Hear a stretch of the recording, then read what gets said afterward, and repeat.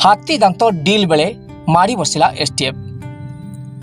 2 गोटी दांत जबत, माफिया हेले गिरफ। दांत दुईटर आनुमानिक मूल्य 50 लाख टंका हब।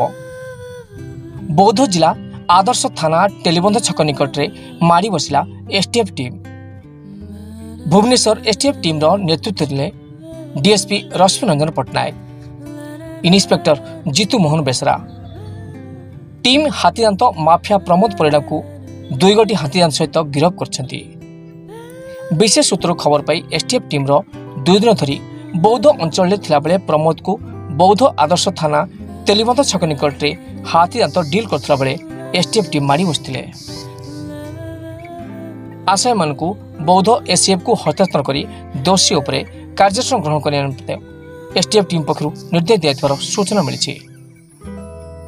अन्यपटे यह प्रमाद विभिन्न समय गंजेई, डाबू, वज्रकाप्ता बेपार सामिल होइतबारु अंचल में जोरदार चर्चा धरी।